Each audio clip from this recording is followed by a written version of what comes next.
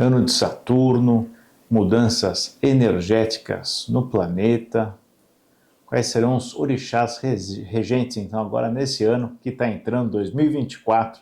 Bom, vou conversar com vocês que temos algumas visões a respeito.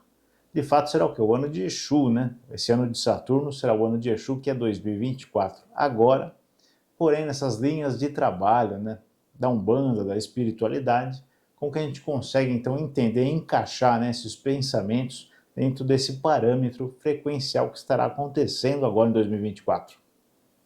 Já que é o ano de Exu, nós teremos etapas, né? Não será o ano inteiro um orixá regente nesse ano. Muitos esotéricos também, umbandistas, vêm falando de Iemanjá, que será também o ano de Iemanjá e Omolu. Então tem essa energia também muito próxima, né? Saturno faz uma correlação com o Omolu direta, porém será o ano de Exu, de fato vem resgatar o quê? Tudo aquilo, né, que já foi feito, né, o que está certo permanecerá certo, o que foi feito errado, de uma forma inconsistente, de uma forma incompleta, aquele projeto de vida que acabou não dando um andamento bacana, não conseguiu chegar naquele êxito, ou no final daquele planejamento, aquele objetivo que você estava buscando, será encerrado energeticamente tudo isso para vir o quê? Novos aprendizados e também novos caminhos, né? Saturno ele não traz só um grande rompimento energético do que está mal feito, ele também reprograma para que você inicie um novo ciclo, às vezes até melhor, né? Que a gente consiga de fato iniciar uma nova possibilidade energética. Voltando então aos orixás regentes desse ano agora de 2024, como o Exu ele vem forte, né? A partir agora então de março para abril, né, o novo ano astrológico, então vem também a energia de Exu muito presentes, fazendo o que? Sentir no nosso dia a dia, tudo aquilo então que a gente prometeu, se comprometeu a fazer, será cobrado sim, mas será cobrado de uma forma forte, lógico, né? Principalmente com as questões da espiritualidade, aí não tem como fugir, né? Você que se comprometeu, então saiba que continue fazendo o seu melhor para não ter o quê? Um peso energético aí a mais.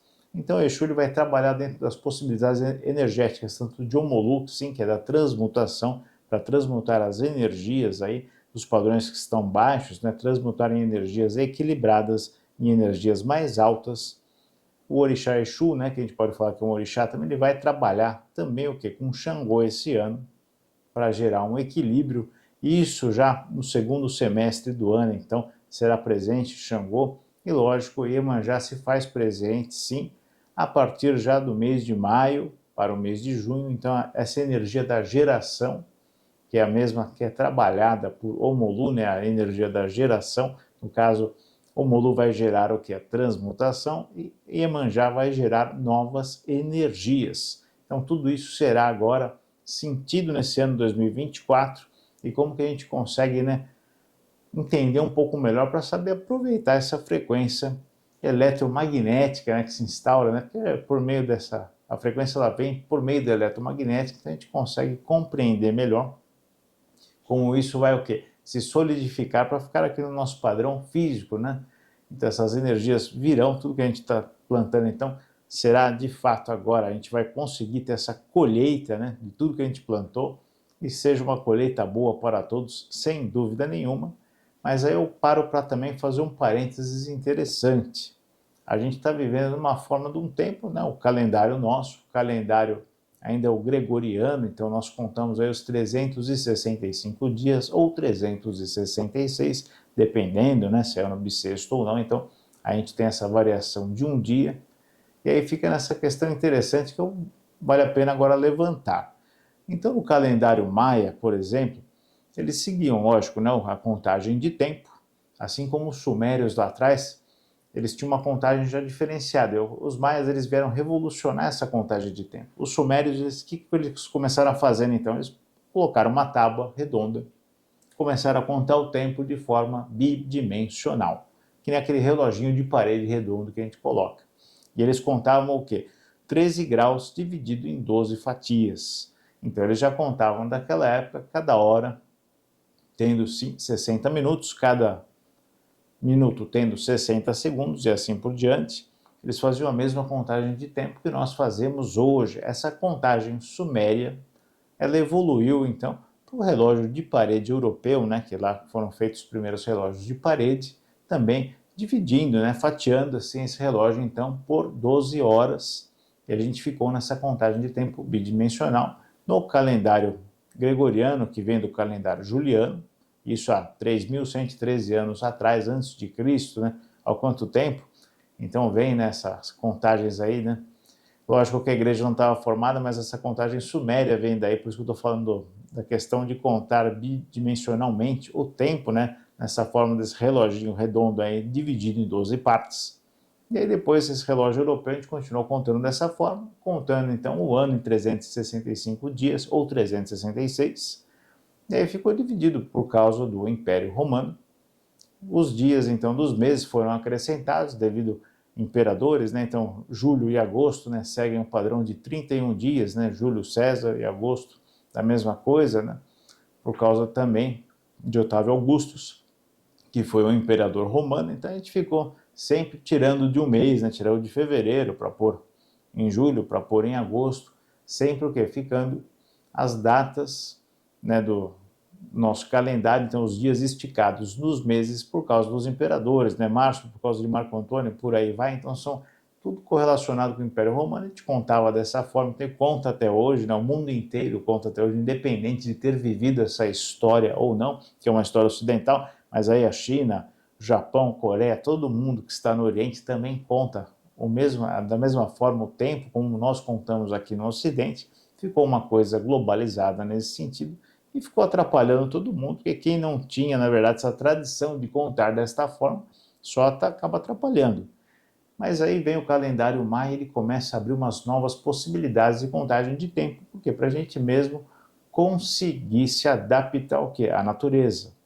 Se a gente consegue se adaptar à natureza, a gente vai compreendendo que os ciclos lunares, a Lua então tem os seus ciclos lunares, né? Aqui que a gente vê na Terra, então lá lua cheia, lua crescente, lua minguante, por aí vai, são 4 fases da lua, né, que a gente tem. Então, cada vez que a lua aparece para nós aqui, a gente conta dentro de um mês, então essas 4 fases da lua, sempre o que em 7 dias, aí vem o 7 novamente, que é sempre interessante falar o setenário sagrado, e a gente conta então essas 4 fases de 7 dias, e sempre lá no Oriente, né, sempre usado para as plantações, como também no Antigo Ocidente, né? Então, o pessoal já sabia em que lua plantar, porque para ter uma colheita mais abundante, tudo isso era muito programado com a natureza, os ciclos de marés também, para poder efetuar o quê? As pescarias, sair com os barcos para o mar, tudo era pensado conforme a natureza, e aí sim a gente fazia de fato uma correlação com o tempo para poder entender melhor de que maneira a gente ia viver de uma forma mais saudável. Mas os maias, eles parecem que já tinham tudo isso na cabeça deles, eles já dominavam essa técnica do tempo. E como que eles faziam então? Eles contavam então 13 luas, né? Que é o que acontece durante o ano, 13 luas. E aí você parar para pensar, 13 luas, né? Aí você fala, vezes 28, e 28 dias, então é 7, 14, 21, 28, então é exatamente, né, o período de cada fase da lua, as 4 fases somam 28 dias, 13 vezes 28, 364, batemos quase o que no calendário gregoriano utilizado atualmente. Mas a gente tem uma diferencinha aí, né, de 1 ou 2 dias por causa do ano bissexto. Então, lógico, né, que a gente tem essa diferença também a cada 4 anos, por causa do nosso giro planetário. Mas a gente para pensar, olha só a consciência já que os maias tinham, sempre em cima o quê? Dessa lógica das fases da Lua, para a gente poder contar o tempo. E tudo eles faziam assim, as plantações também eles utilizavam de uma forma o quê? Justa, né? De uma forma exatamente o quê? Bem ajeitada, com o período de 28 dias para fazer tudo que eles tinham que fazer. E nós, pelo contrário, não. Então, meses com 31 dias, já começamos em janeiro, né? O primeiro mês do ano com 31 dias, aí já cai em fevereiro, que fica essa questão sempre dos 28 dias, né? E no ano bissexto, 29 dias. E a gente acaba se perdendo nessas contagens de tempo. E aí o ano novo astrológico, né? Sempre, então, de março para abril, né? Final de março para abril, né? Varia um pouco sempre, né? O dia exato do ano novo astrológico, e aí coincide com outra data também, que a gente está falando de ciclos e datas, né? A gente está falando do ano de Saturno, e você que está começando um novo ciclo, eu abordo esse tema também para a gente continuar já o outro assunto. Se você começa, então, se você tem 7 anos para cada ciclo da sua vida, e você vai começar um novo setenário aí na sua vida, para viver, e você está bem no ano de Saturno. É o que eu falo, você vai fazer uma colheita dos 7 anos anteriores, então, nesse novo ano que você está começando, nesse novo setenário, nesse novo ciclo de 7 anos, você está começando a viver na sua vida. Então, faça o melhor, sim, independente, né, da colheita que você vai ter, né, lógico que vai depender do que você fez aí nos anos anteriores, né, o ano de Saturno é isso, a colheita de tudo que foi realizado, espero que seja muito boa para todos vocês.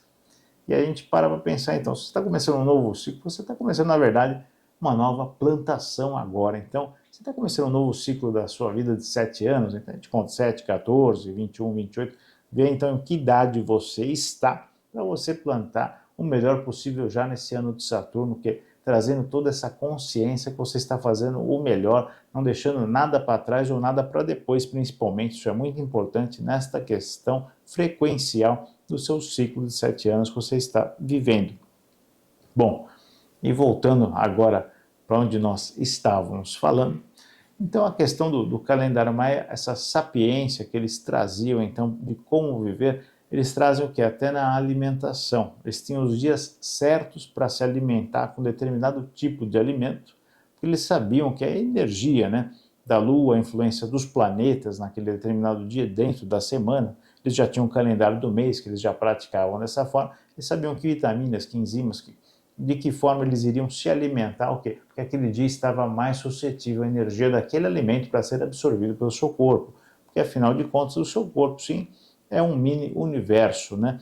Então todos os neurônios, todas as células funcionando ao mesmo tempo, é por frequência eletromagnética, tudo é frequência, tudo é vibração, e os nossos órgãos obedecem da mesma maneira, essa frequência em megahertz que a gente tem nos nossos órgãos vai exatamente o que dizer se eles estão saudáveis ou se estão doentes, né? Quanto mais baixa a frequência, é a possibilidade da instauração de uma doença ou de uma psicossoma energética, e quanto mais alta essa vibração, você sabe, né? Que a vibração ele está abundante em saúde, e como a gente consegue medir, então, também até os órgãos nossos, no nosso duplo etéreo, a gente consegue medir a energia desses órgãos e saber qual que está, então, dentro dessa harmonia energética corporal que nós temos que ter. O que vale a pena falar do calendário maia, então, e de como eles utilizavam toda essa mágica, então, desse ciclo de 13 luas que eles contavam, é que o 7 ele é sagrado, tanto é que a gente tem uma semana de 7 dias, a gente não tem uma semana desmembrada, isso não dava para ser de outra forma, né? E os dias da semana eles também têm aquela questão energética, sempre recebe o que? Os auspícios específicos de uma energia mais determinante de um planeta ou não. Tanto é que hoje, lógico, em português a gente não consegue entender muito bem qual que é o nome dos planetas que a gente tem, que não tem uma correlação direta em português, mas se a gente transportar um pouquinho já para o espanhol, a gente consegue ter essa noção. E eu gosto sempre de citar, lógico, né, um orixá preferido, a gente acaba tendo, vamos dizer assim, né, aquele que a gente mais se afeiçoa, né, ou tem o nosso orixá de cabeça, que eu falo que é a terça-feira, né, em espanhol, martes, né, então é justamente Ogum, né, o senhor da guerra, né, o senhor da força, né, que traz toda essa energia de uma maneira mais forte, ele que carrega a espada da lei maior, né, o trono da lei, então está com Ogum. Então no espanhol a gente já consegue entender aí os nomes dos deuses, né, dentro dos dias, e saber que planeta então está regendo aquele dia em específico. Isso que os esotéricos fazem isso hoje, lógico, né? Parece até papo de maluco, a gente brinca, né? Então só os esotéricos que conversam dessa maneira, mas lá atrás os maias já tinham essa sapiência de compreender, então, que dia estava sendo regido, então, por determinado planeta, determinado deus, então, né? Segundo o panteão grego-romano, mas lógico, né? Então eles já sabiam essa influência energética direta, né? Astrológica, né? De um planeta, e que alimentos estavam mais suscetíveis, né? Para serem de fato usados na alimentação naquele dia, como a gente faz o quê? É até interessante comentar, na própria Umbanda também tem essa questão, quando fizemos então as oferendas, as firmezas, né? A gente tem lá, quando coloca então uma oferenda, tem aqueles alimentos que é para aquele determinado orixá ou para aquela determinada falange, né, de espíritos que você está fazendo essa oferenda. E na Umbanda funciona de que forma então? Eu fiz essa correlação porque ela fica muito próxima do calendário maia nesse sentido da alimentação. Então você vai lá, tem aqueles determinados, a comida de santo, então vamos colocar dessa forma, você vai fazer aquela oferenda, e aquela oferenda tem aqueles determinados alimentos. Mas tem aquele dia que está regendo aquele orixá, ou daquela falange específica que você está fazendo a oferenda, ela trabalha já num raio de um orixá. Então, aquele alimento já o quê? Tem a energia daquele dia, então seria melhor então aquele filho de santo que tem determinado orixá de cabeça, talvez se alimentar naquele dia, né? Ou saber qual é a hora depois, não naquele dia específico daquele orixá que está regendo o dia, mas num outro dia que outro orixá estará regendo. Então, qual que é o horário então desse orixá que você tem? Vou citar Ogum, então de novo Ogum, que é terça-feira, aí você tem lá Ogum. Será então que hora então dentro da quinta-feira, que é o Oxóssi, né, estará regendo então aquele horário específico, você se alimentar com o alimento de Ogum, porque para aquele alimento está carregado eletromagneticamente, o quê? Com uma energia mais forte para você poder absorver todas aquelas vitaminas, todas aquelas enzimas. Já existe literatura ubandista a respeito disso, né? Eu só estou realmente fomentando um pouquinho mais a ideia aqui com vocês, para você ver como que essa correlação é muito próxima do calendário maia com as oferendas dos orixás de Umbanda, e tudo dentro de um ciclo de tempo. É isso que eu estou falando para vocês, ciclo de tempo. A gente conta o tempo de uma maneira linear, né? A gente realmente conta aqui, né? Terra, né? Presente momento, estamos encarnados, então nós contamos o tempo de maneira linear, passado, presente, futuro. A gente continua a contagem de tempo, né? 2024 no presente momento. Porém, você vai para Aruanda, você vai para qualquer outra cidade espiritual, né? Dependendo da sua fé, enfim, né? Você pode ir para Nosso Lar, Grande Coração, enfim, a cidade energética, né? Espiritual que você for, também não vai ter contagem de tempo. Lá não tem relógio, não tem nada disso. Então é uma coisa nossa, uma invenção aqui da Terra, a gente que inventou isso, e a gente acabou se aprisionando, né?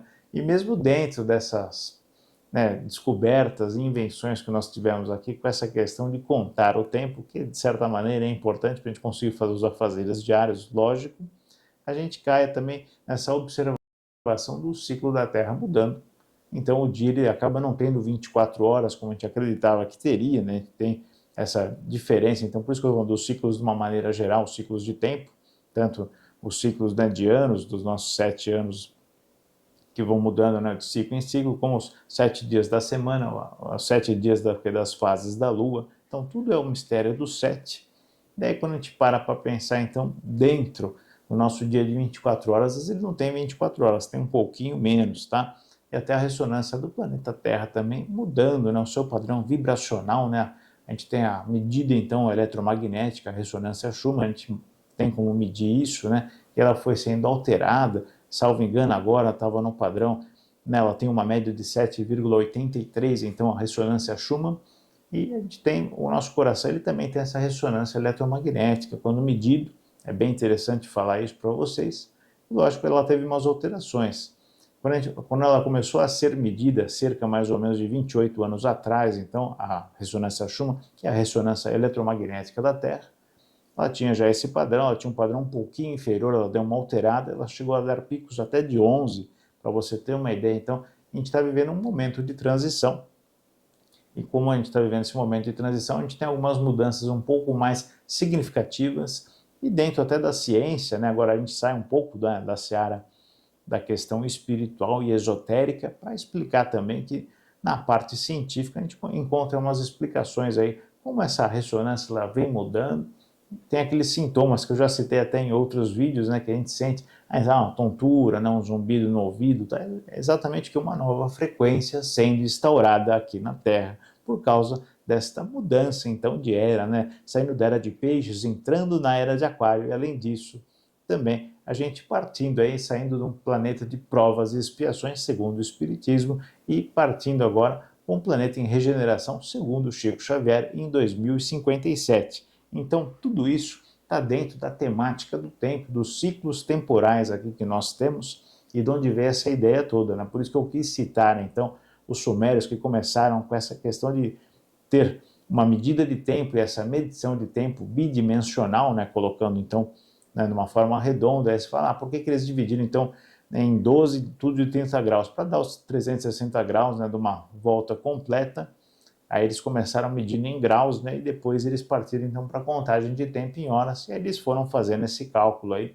então de cada hora 60 minutos, e chegaram nos 60 segundos também pelo minuto, e a gente está fazendo isso até hoje, então não é uma coisa moderna, né, é uma coisa bem antiga por sinal, mas lógico, essa alteração aí pode ser feita, sem dúvida alguma.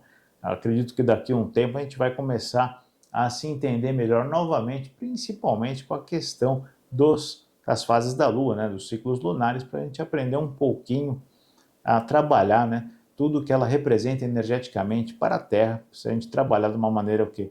Mais sadia, então, esses ciclos lunares, não como está hoje, nessa bagunça aí da gente acelerar a produção de tudo, né? São alimentos mais pobres, infelizmente, que a gente vem produzindo devido ao quê? Não acompanhar apenas os ciclos de tempo, é isso que a gente está fazendo.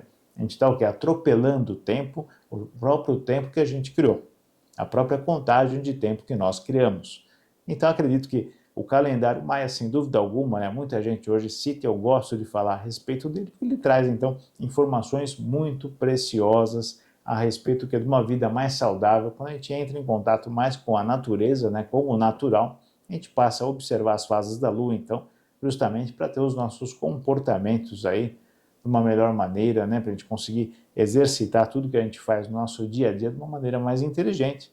Lógico, né, que você fica preso ao calendário gregoriano, não tem jeito, né, trabalho, escola, faculdade, tudo isso, a gente está preso nessa contagem de tempo, mas na sua vida pessoal você pode começar de maneira mais saudável, alternar assim e partir para esse ciclo aí de 13 luas, por que não? Para você se sentir um pouco mais saudável. Vou pedir para vocês se inscreverem no canal, deixe o seu like e também deixe o seu comentário se você gostou do assunto ou não, ou se você tem alguma questão a falar, né, sobre isso que foi comentado hoje aqui no vídeo, tá bom?